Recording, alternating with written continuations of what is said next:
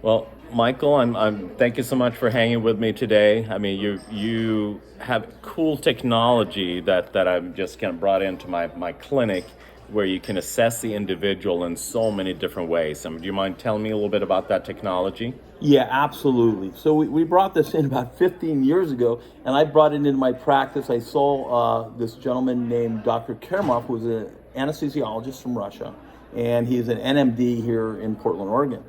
And he showed me this device, which was the more primitive one. Now we have a much more modern system that they were using in Russia to track cosmonauts, and there was a lot of money and a lot of scientists working on this thing. So I thought, this is something I really want to have in my practice because I want to be able to track my patients with something that's so visual that my patients can look at that and they can see where their health is at, and so we can show them improvement on multiple levels, right? I thought that was the coolest thing, right? And so we ended up 5 years later bringing it here to the United States, translating it, and teaching doctors how to use this thing, right? And then, the Russians, software engineers there, wouldn't move it further. We wanted to move it further. We wanted to keep improving it. And so now, in the last 2.5 years, it's ours. We make our own right here in our house, and we've been improving it ever since. And so what is it telling us? It's kind of the ultimate way of looking at how stress is affecting the body. And we know that stress chemistry is they say stress kills, but really, it really does, because we know what it does to inflammation. Stress is going to increase inflammation. It's going to lower very important aspects of our immune system, so we can't fight infection. And later, it's going to lead to systemic inflammation and then to brain inflammation. And that's going to affect one of the most famous nerves that everybody's been talking about at this conference, the vagus nerve. But why is it important to be able to look at that? Because the vagus nerve does several things. We all know about it because we talk about digestion and increasing peristalsis and getting movement. And a lot of people have digestive problems. It turns on all the secretions for digestion, but it also reduces anxiety. But one of the most important things is this thing called the anti-inflammatory pathway. It's a cholinergic anti-inflammatory pathway. So when inflammation gets a little out of hand, which is almost all the important diseases that we look at, we need to have an innate mechanism to calm that down. That's your tumor necrosis factor, your IL-6, and all these guys, right? And so that innate system is the vagus nerve. We can see it on our machine, and when it's very, very low, I don't care what you do with the patient, they're not going to be able to regenerate and heal. So we want to be able to increase that, and that's going to improve all the aspects of anything that we're going to do with that patient. So that's an added thing. But this test not only shows, if they're in fight or flight, and they're producing that stress chemistry we just talked about, or it's chronic stress, which we see, and it's really visually depicted here. But we also could break this down for those practitioners who want to look at Chinese medicine. We could break this down into the meridians, what's deficient, what's excess, and we can also break it down into Ayurvedic medicine. And I mean, there's a lot more here. We have a patent on thyroid function in here. We could look at inflammation in here. We could get a feel for minerals, hormones, and neurotransmitters from the EKG. And that's a whole story within itself, right? So yeah, and liver, gallbladder. I mean, all of these things. Insulin, your hormones. All of those things were we were able to look at. And you did my test. Yes. So. I'd like to be healthier, but here we are. The provider is Right. sometimes always not taking care of themselves as much as they should. So I'm going to flip this over, and I'm sorry if you're getting dizzy as I'm kind of moving this phone. Right. So I'm hoping. So here we go. Here's the screen. Okay. So let's just show you really quickly. This is what a normal pie should look like on top. This is somebody who's in fight or flight, they're sympathetic dominant, they're producing lots of adrenaline, which we need to live in life, especially if you have children and you're working, you got to have a little bit of juice there, but you don't want to be there for long periods of time.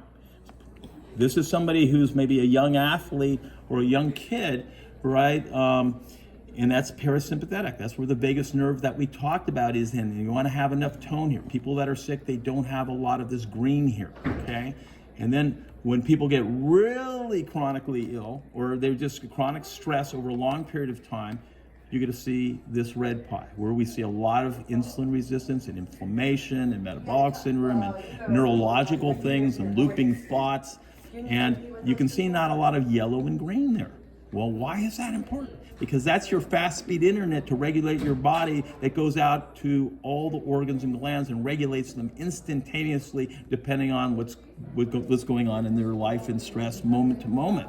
But this person doesn't have a lot of that. They're regulating by another system that's slow, snail mail, and takes a lot of energy to make it, they're going to use up a lot of ATP and a lot of energy to do that. And that's what we see in most of our unhealthy patients. So we have a screen here that tells you all about that. And Michael, Mike, this is typical. Here I am. This is me. So yeah. a lot of brain, is that what you're saying? That the yellow brain is always going? It's going, man. You got the gas pedal down all the time. I know this. And this is like Pinocchio in his nose. It does not lie, right? And so you're in fight or flight, and you don't have a much breaks here to calm that down, okay? And so we want to increase this. So we want to probably do some electrical vagal nerve stimulation. People do breathing, stick their head in cold water and gargling and stuff. But you want to really tonify that. You got to do a little more than that, right? Yeah. You see my green there? That's my peaceful state. Is that what it is? Yeah. Where is it, David? Where is it? Not much there. I got to work on myself. Yeah. And quickly, these numbers are in the medical journals. This is a big number. It's called STN. It's how well we can really adapt in an emergency situation to stress and how well we can adapt. This is how robust is this green guy here, the parasympathetic, right? And those are big numbers that we track when we're working with our patients. We can even go, I'm not going to go into it because we don't have a lot of time, but we can look at the age that person's at and see where they fall as far as from their age and look at that SDNN. So people that unfortunately have oncological issues, we're going to see that number really low, and we want to see if they're on a good program. We want to see that to start to come up, and we can track that. Very, very important. Yeah, so this becomes important because you can, as you see this, you learn about the individual, and then you can also then do interventions, based upon that. So, for like myself, seeing that my head is always going, then I can then obviously use some of the therapies that I have at my center and actually take the time to do it. And like you mentioned, do different therapies to kind of calm that brain down a little bit. Absolutely, yeah. Absolutely. One thing that I saw that is really, a lot of people that are doing things that you're working with your patient, but they go, I don't know if I feel anything. I don't know, if you're doing PMF or you're doing some kind of photobiomodulator, you're doing all these different things. Patients, they don't know because they can't feel, and they go, what's going on? But you can show them. That's why this technology also is really great, because you can show them that something happened and you're doing something good for them. Yeah, okay? Exactly. So, and then you showed me a graph, kind of my energy level, where is that at, and the hormones, and there's so many cool things. So actually, let's kind of you see up here. You can kind of see you have like cardio, you have nervous system, mineral hormones, your brain, and then you can go into Ayurvedic, Chinese medicine, vagus nerve, and all things about the cell danger a little bit. Yeah. I like that. So do you mind just kind of flipping through real quickly on the different ones? Yeah. So here you guys are getting the kind of the inners on myself. So it's a little bit vulnerable. Let me just go down here. How much energy does that person have? How much stress are they under? Are they shut down completely? Like when you see all these three in red here, which we saw today, we very rarely see that. That's the polyvagal theory thing. Mm-hmm. This is looking at minerals real quick. We'll just go through here. You can look at minerals, and you need a little more magnesium, my friend. You're burning it up because you're so stressed out. You can see those things. You get, inflammation's not bad. It's a little over. But the cortisol's starting to drop, that's from pushing it. And now the adrenal glands are saying, hey, man, we could look at these other things. The big one I see is insulin here, but that can also mean the spleen. When we look from Chinese medicine, that could be digestion, could be immune. So it doesn't always have to be insulin resistance, but you look at your patient, your patient, you can tell them, right? Yeah. This is a real number.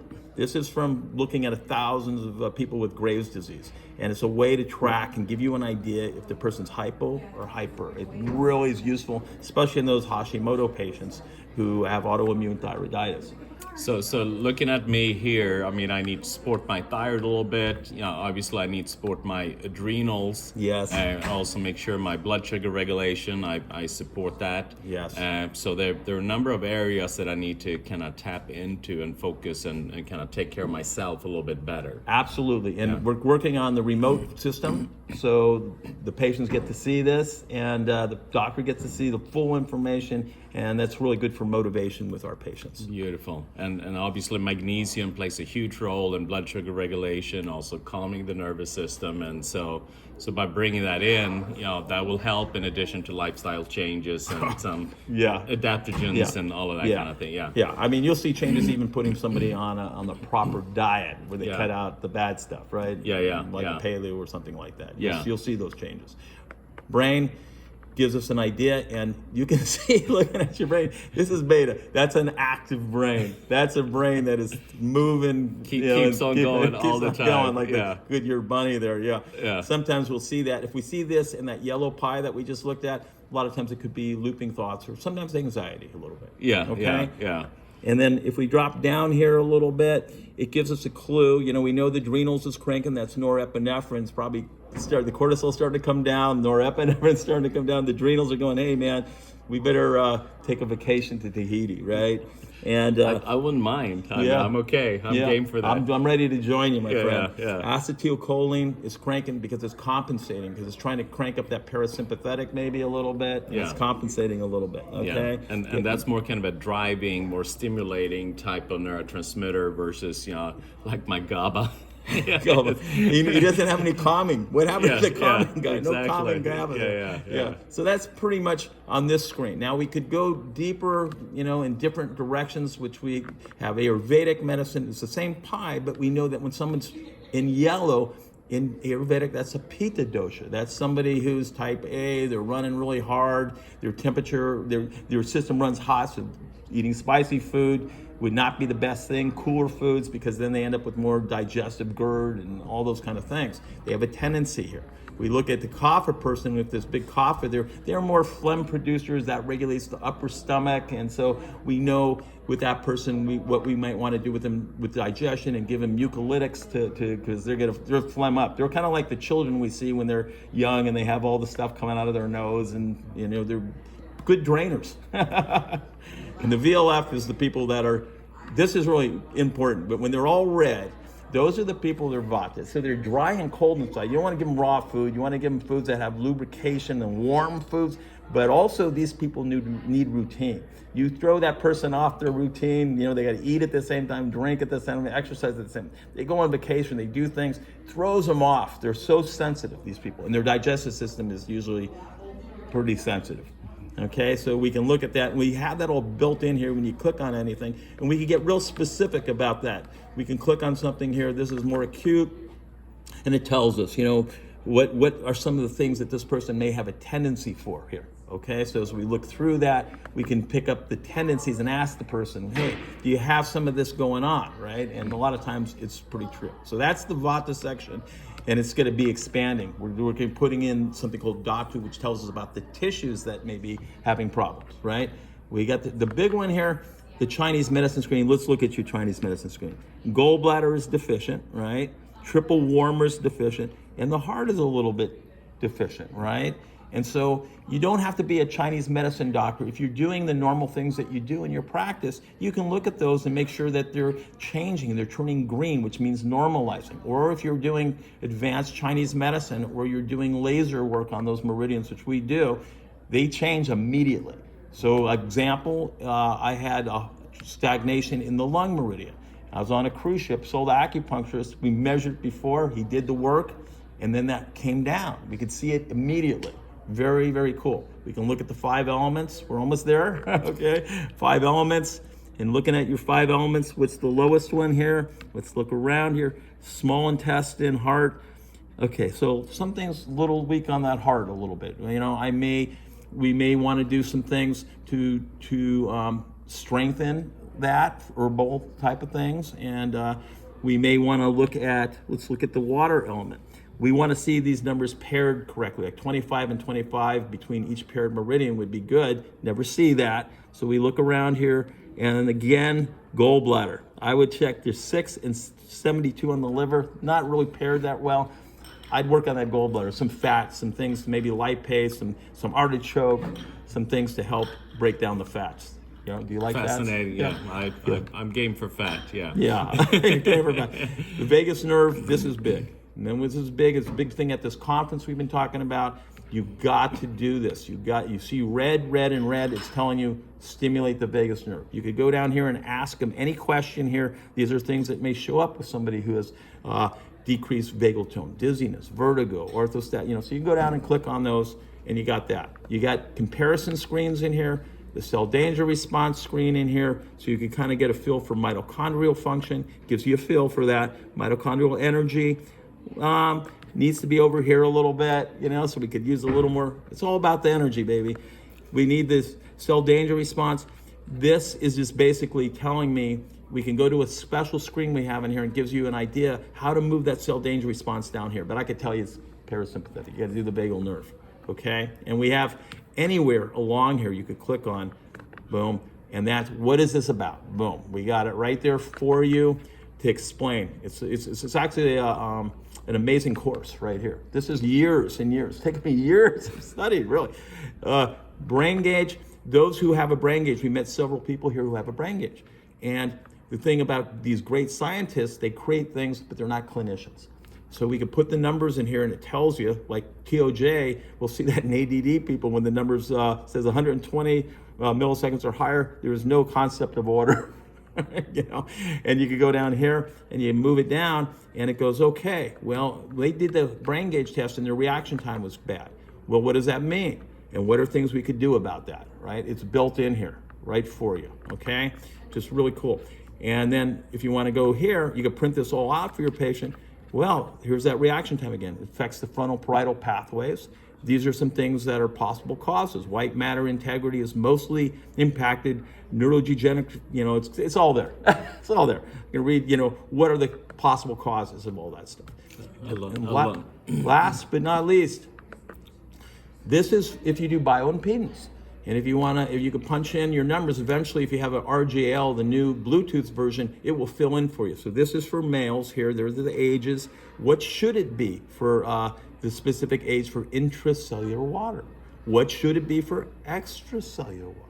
What should it be for their phase angle? Now the phase angle is what I use to track chronically ill patients. And athletes will have very high phase angles, right? And the phase angle, what it explains it right there, you print it out for your patient. This is really an amazing way to track people using the phase angle.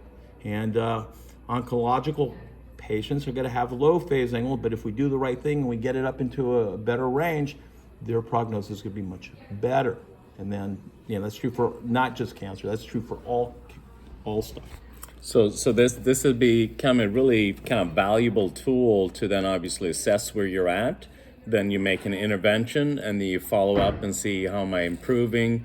And it's a very simple 5 minute. You kind of sit there quiet and very very simple device to measure, and you have actionable steps that you can take to correct these different things. With the obviously tool set that you use in your clinic, tools that I use, and what's available out there. That's exactly in a nutshell. Yeah. And the key here is it's easy. Takes 5 minutes. You wet the wrist. You put the clamps on. You get a reading, and you use it to track. Just like we talked about. Yeah, love it. Thank you so much, Michael. Appreciate thank you for having me. Appreciate it a lot. Awesome. Thanks. Thank you.